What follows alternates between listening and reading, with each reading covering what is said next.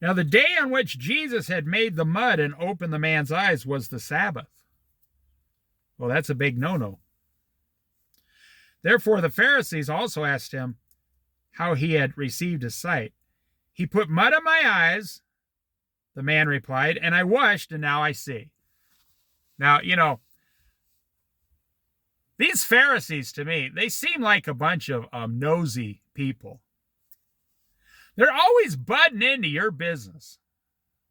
They're always butting. Why is it in this world we give a handful of men power over millions of people? I will never know. And I'm not talking about law and order. I'm not talking about rules and regulations. I'm talking about people like, why does like a couple dozen Pharisees have power over 100,000 Jews? Why is that? Because I'm just going to say it. These people, these Pharisees and these people, they're dumber than rocks. In fact, I met rocks smarter than them.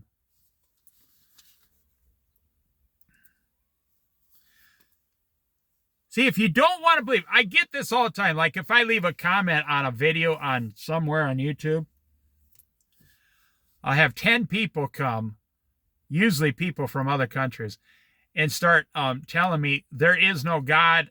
They start calling me names.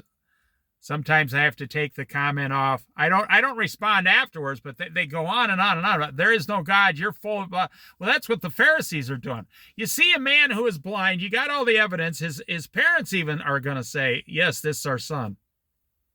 The man told you. Everyone was around. They saw what happened. Donald Trump goes through this all the time. Donald Trump could hire the Pope to work at the White House, and people would come against the Pope because Donald Trump hired him. Donald Trump can make peace in Ukraine and Russia, and people hate Trump. Donald Trump just made peace between India and Pakistan. They hate Trump. Donald Trump's about to lower all our taxes. They hate Donald Trump. Donald Trump secured our borders. They hate Donald Trump. Jesus healed a man born blind. They hate Jesus. Jesus healed a man 38 years with leprosy. Not leprosy, like paralyzed. They hate Jesus. Jesus stopped them from stoning a woman caught in adultery and forgave her. They hate Jesus.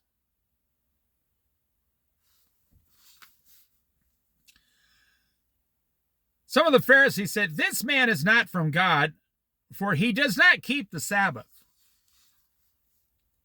But others asked, you see, when you don't want to believe,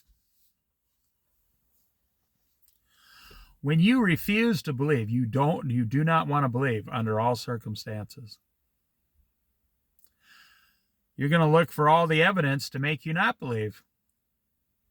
Our court systems in America are kind of screwed up. The people that we know committed the crimes, we're letting them go on the streets.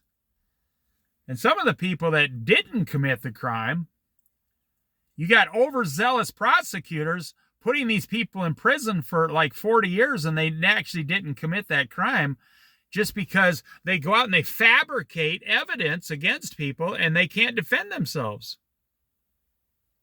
It happens every day in this country. They let people out all the time now. After 35 years in prison, the guy never did the crime. And then depending on what state it was, they may or may not be paid back. I just saw a black guy get out of prison like 32 years. They proved beyond any shadow of a doubt he did not commit this crime.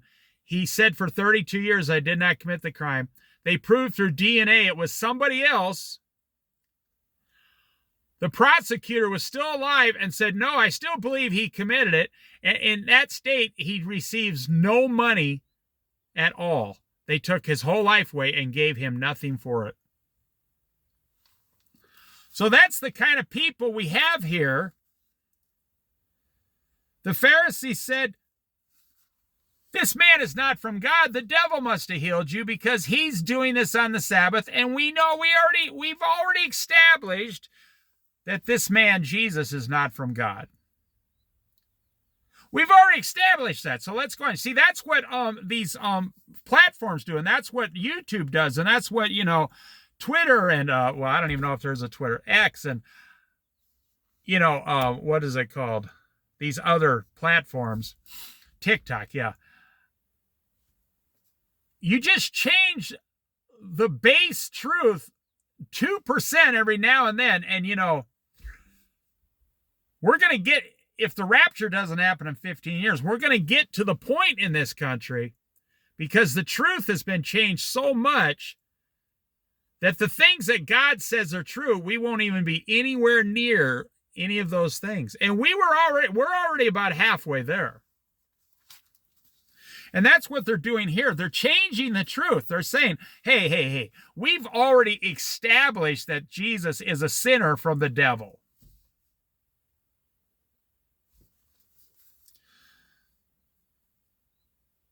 But others asked, how can a sinner perform such signs?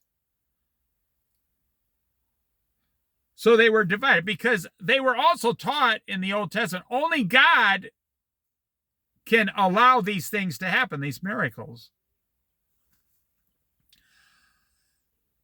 Then they turned again to the blind man. What have you to say about him? It was your eyes he opened. The man replied, he is a prophet. They still did not believe that he had been blind and had received his sight until they sent for the man's parents. Is this your son? They asked. Now his parents actually sell him down the river. I'm not kidding. Is this the one you say was born blind? How is it now that he can see? We know he is our son, the parents answered, and we know he was born blind. But how he could see or who opened his eyes, we don't know. Ask him. He is of age. He will speak for himself. His parents said this because they were afraid of the Jewish leaders, who already had decided that anyone who acknowledged that Jesus was the Messiah would be put out of the synagogue. That was why his parents said, he is of age, ask him. So he's 50 years old. They did the same thing during COVID. If you remember, for 3 weeks, they were going to shut us all in our houses. And I'm not making this up. This was under Donald Trump. They were thinking for 2 or 3 weeks, we might not let anybody out of their houses, because Donald Trump was surrounded by the wrong people. And then he came to his senses and said, wait a minute, we can't shut down the entire United States. I've seen Donald Trump tell the story himself. And Donald Trump said to the people, well, how will we feed everyone? He said, common sense, we'll have millions of people dying of starvation. They said, well, we'll go door to door. And then he got a hold of the military and asked if that was possible. They said, no, sir, that's not even possible. If there was a nuclear attack, we couldn't even feed 1/3 of the people in the United States. And so Donald Trump said, oh, I'm not shutting down the economy. Then Joe Biden came along shortly after that, and he was thinking about shutting down the economy, and they kept shutting down. Okay, no restaurants now. Okay, no coffee shops, but you can walk into a grocery store. Okay, stay 6 foot apart from each other. But hey, you can, you're not allowed to go outside to a national park. Which is funny. And all the parks and everybody received the same amount of money, but they wouldn't let anybody visit for 6 months. But they were all still just standing around at the park getting paid to do nothing. That's what you're seeing here. You're seeing the exact same thing happen during Jesus' time. Everything is repeating itself, just under a little bit different disguise.